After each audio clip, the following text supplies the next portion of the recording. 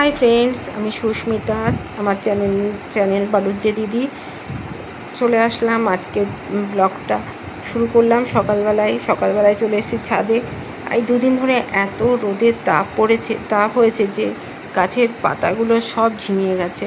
ওই জন্য দৌড়ে আসলাম ছাদে, কেন বৃষ্টি কালকেও হয়নি। কালকে সকালের দিকে হয়েছিল, কিন্তু তারপরে আর বৃষ্টি হয়নি। আর আজকেও সকাল থেকেই ভীষণভাবে রোদের তাপ, গাছগুলোর অবস্থা খুব খারাপ। সেই দেখে ছুটে আসলাম ছাদে, যে একটু ছাদে গাছগুলোতে জল দিয়ে দিই। তাই তোমাদের সঙ্গে একটু সেটাও আবার তোমাদের সঙ্গে একটু শেয়ার করছি। আর এদিকে ছাদে না গন্ধরাজ লেবু কতগুলো হয়েছে, একটা মাত্র এবার কাগজি লেবু হয়েছে। প্রত্যেকবার অনেক কাগজি লেবু হয়, কিন্তু এবছর মাত্র একটা দেখলাম কাগজি লেবু হয়েছে। আর মালটা অনেকগুলোই হয়েছে। মালটা লেবু যেটা মুসাম্বির মতো, ওটাই মনে হয় মালটা লেবু। আমি ঠিক বলতে পারবো না, মালটা আমি বুঝি না, চিনি না। যাই হোক, মালটা লেবু অনেক হয়েছে, কিন্তু জল না পাওয়াতে গাছটা কেমন ঝিমিয়ে গেছে, ঝুঁকে গেছে পুরো গাছটা। সেই জন্য তাড়াতাড়ি জল নিয়ে সে গাছে জল দিলাম। তোমাদেরকে পরের দিন দেখিয়ে দেবো মালটাগুলো কেমন দেখতে হয়েছে। সকালবেলা উঠে বসেই সকলের ভিডিও দেখছিলাম, এক এক করে দেখে কমেন্ট করা এই সমস্ত করছি। এর মধ্যে আমার যে হেল্পিং হ্যান্ড তিনি এসে বলছে, আমার বলে ফোন ঘাঁটতে, আমি বলে ভুলি না। আজকে সকালবেলা উঠেই মাথাটা গেছে গরম মানে ভালো মতো গরম হয়ে গেছে। ছেলে মেয়ে বা স্বামী বললো সেটা মেনে নেওয়া যায়। তো সে হেল্পিং হ্যান্ড এসে আমাকে বলছে যে তুমি সব ভুলে যাও, এইটা হলো না, ফোন ঘাঁটতে হলো না। বলো তো কেমন কথা, ওরও চোখে লাগছে আমার ফোন ঘাঁটাটা। এর থেকে দুঃখের কিছু আছে বন্ধুরা? তোমরা হলে আমার এই জায়গায় কি করতে, সেটা অবশ্যই কিন্তু কমেন্টে জানিও। আসলে ব্যানার্জি বাবু না নিচে গিয়ে খেতে চায় না, উপরে খায়, খেয়ে বেসিনের মধ্যে রেখে দেয় বাসন। এবার আমার তো মনে থাকে না, আমার তো ভুলো মন, তোমরা তো সকলেই জানো। এবার ওকে বলেছি বাসনটা নিচে নামিয়ে নিয়ে যেতে, সে বাসন নিয়ে যায় না নামিয়ে। আমাকে গতকালকে বলেছে বাসনটা তুমি নামিয়ে রাখবে, আমি রাখিনি। ওই জন্য আজকে সকালে এসে বলছে ফোন ঘাঁটতে তো বলো না। অতটা আমি ভীষণ দুঃখ হয়েছি। এবার মেয়ে বলছে তুমি এটা মনে দুঃখ নেবে না, তুমি তো শরীর খারাপ করবে, কিন্তু কী করবো, দুঃখটা তো দুঃখই হয়। এদিকে এই বিছনার বালিশের ওয়ারগুলো না গরম জল দিয়ে না কাচলে আমার ঠিক পরিষ্কার হয় না। ওয়াশিং মেশিনের কাচা আমার পরিষ্কার হয় না। মানে মনে পছন্দ হয় না যে ওই ওয়াশিং মেশিনের বালিশের ওয়ার কাচা বা গামছা কাচা, এগুলো আমার পছন্দ হয় না। তাই বসে গেলাম বালিশের ওয়ারগুলো কাচতে। আর সঙ্গে দেখি যে দুটো জামা রেখে দিয়েছে, ওটাও কেচে দিলাম গরম জল করে নিয়ে।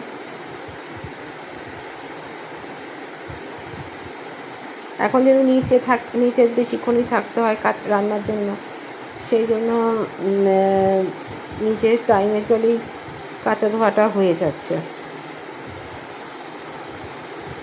ছেলে মেয়ে যখন শুনে, ছেলে মেয়ে তো খুবই খেপে গেছে যে এত বড় কথাটা কেন বলবে, তুমি ফোন ঘাঁটো আর না ঘাঁটো সেটা ও কী অসুবিধা।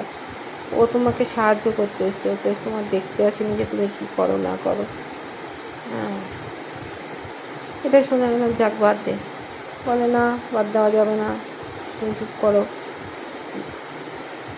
এটা বলেছে, এটাই আমার কাছে বড় পাওনা। আর কি বলবো, এটাই নিয়ে আমি শান্তি থাকি। আর জামা কাপড়গুলো এখান থেকে কেচে এগুলো ধুয়ে নিয়ে আবার মেশিনে যেগুলো দেওয়া আছে সেগুলো আবার সেগুলো বের করে সেগুলো একবারে নিয়ে যাব ছাদে মেলতে। মেশিনেও অনেকগুলো জামা কাপড় দেওয়া হয়েছে, বিছনার চাদর, ওগুলো সব। কেন চাদরটা আমি কাচতে পারবো না, হাতে প্রচণ্ড ব্যথা শুরু হয়ে যাবে। আর সে ব্যথা না সহ্য করা যায় না, জানো বন্ধুরা। ডান হাতে প্রচণ্ড ব্যথা করে, হাত ফুলে গিয়ে হাতের যন্ত্রণা শুরু হয়ে যায়। এই চলে আসলাম উপরে, ওগুলো কাঁচা হয়ে গেছে, ওই বালতিটার মধ্যেই বাকি জামা কাপড় সব ভরে নেবো নিয়ে। তার আগে আমার স্নানও করে নিয়েছি, স্নান করে তারপরে কেচে স্নান করে উপরে এসেছি। উপরে এসে জামা কাপড়গুলো বের করে নেবো, নিয়ে যাব ঠাকুর ঘরে। ঠাকুর ঘরে পুজো করে, ঠাকুর ঘরে গোপুসোনাদেরকে স্নান করিয়ে তারপরে যাব ছাদে। চলে আসলাম ঠাকুর ঘরে।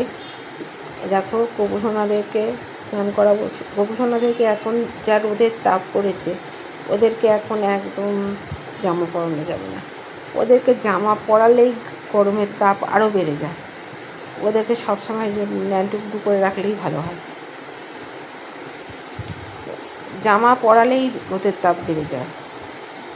এই যে বৃষ্টি হচ্ছিল বলে আমি তাড়াতাড়ি জামা পরিয়েছি, যে এত বৃষ্টি, চারদিকে বন্যা ভেসে যাচ্ছে, আমি সেই চিন্তা করে এদেরকে জামা পরিয়েছি। ও বাবা, কি বৃষ্টি! অমনি রোদ হতে শুরু করে দিয়েছে। রোদ মানে এখন তো পুড়ে যাচ্ছে রোদে, গরমও প্রচুর পড়েছে। ওই জন্য আমি ওদেরকে আবার জামা খুলে দিয়েছি। আমি দেখেছি যখনই ওদেরকে জামা কাপড় পরাই তখনই রোদের তাপটা বেশি হয়ে যায়, আর জামা কাপড় খুলে দিলেই আকাশ মেঘলা হয়। আজকে আবার দুদিন ধরে আবার জামা খুলে দিয়েছি। এবার দেখা যাক কবে বৃষ্টি হয়। ওর ন্যাংটো হলেই ভালো থাকে আমার সোনাগুলো, আমার পাঁচু গোপাল। তা ওদেরকে স্নান করিয়ে বসিয়ে দেবো, দিয়ে ঠাকুর জল মিষ্টি দিয়ে আমি চলে যাব ছাদে জামা কাপড়গুলো মেলতে।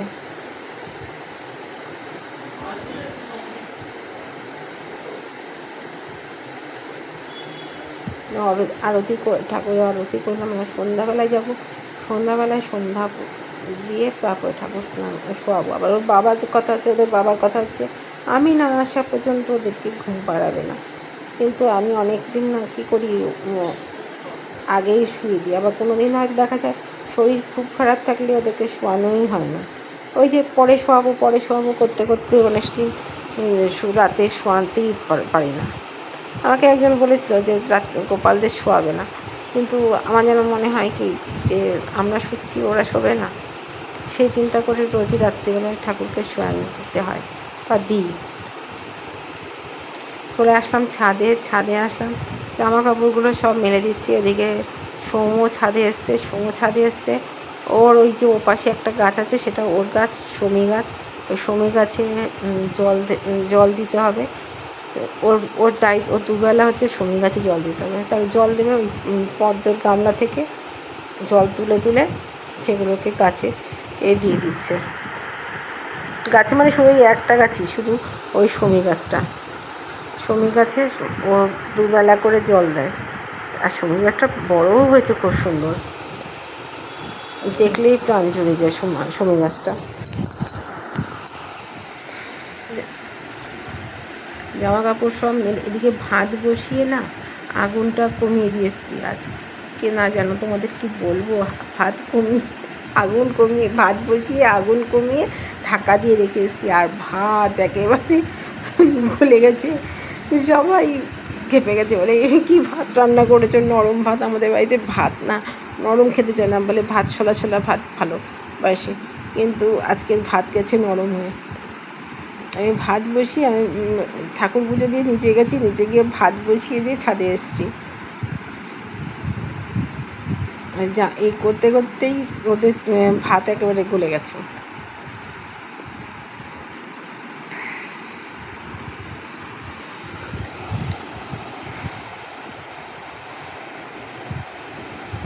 কুমড়ো শাক, ওই বাড়িতে একটা কুমড়ো গাছ হচ্ছে, ওর ডগাগুলো যখনই বড় হয় আমি কেটে রান্না করি। আর এবারও তাই করছি, কেন ওই টবের গাছে কুমড়ো কোনো দিনই ধরবে না, সুতরাং ওই একটা করে ডগা আমি খাই। তার রান্নাবান্না করে কুমড়ো শাক, তারপরে শুক্তো, পটলের ঝাল, এই সমস্ত করেছি। তা বাসন টাসন সব মেজে রাখলাম, কারণ ছেলে মেয়ে বলেছে কালকে থেকে আরও রুমকিকে দিয়ে কাজ করাবে না, সেই জন্য অশান্তি বাঁধানো থেকে আগের থেকে আমি বাসন টাসন মেজে রাখি। আর এদিকে সবজির খোসাগুলো সব জমিয়ে রেখেছি, সবজির খোসাগুলো সব যাবে গাছের গোড়ায়। আমি সবজির খোসা ওই গাছেতে দিই,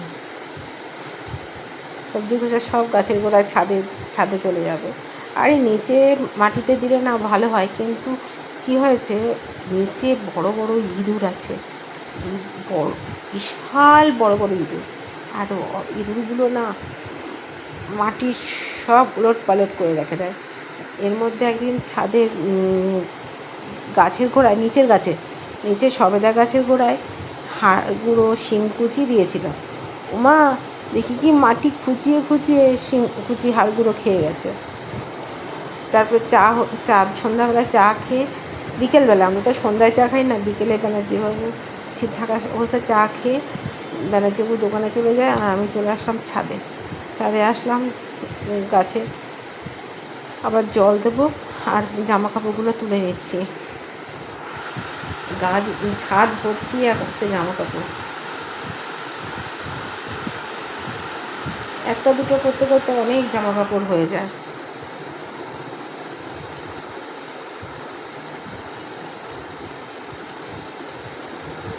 এবার পাইপ দিয়ে দেবো। সময় সে রাগ করে, পাইপের দেওয়া সময় পছন্দ হয় না, ও বালতি করে করে জল দেয়। আমি সকালবেলায় বালতি করে জল দিয়েছি, কিন্তু যা রোদের তাপ, এবেলা আবার এসে দেখি জল শুকিয়ে গেছে, মাটির টবের সব মাটি শুকিয়ে গেছে। তাই সব গাছে আবার জল দেবো। জল দিয়ে আমি এখন নিচে গিয়ে সন্ধ্যা দেবো আর জামা কাপড় ভাঁজ করে দেবো।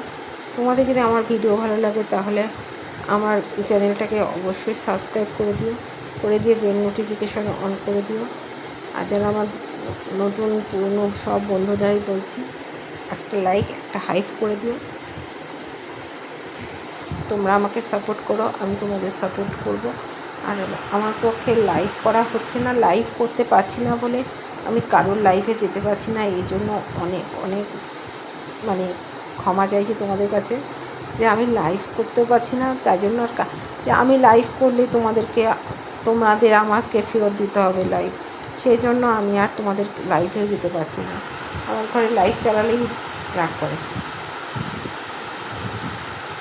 তাও অনেক সময় লাইভ করি, কত রাত্রিবেলায় সবাই ঘুমিয়ে পড়ার পরে লাইভ অন করে গিয়ে শুই, সেই রাত্রি 12টা 1টা, কোনোদিন 2টো, সেই সময় চালাই। নেটের জন্য আবার রাত্রিবেলা লাইভও কেটে যায়। তাহলে টাটা।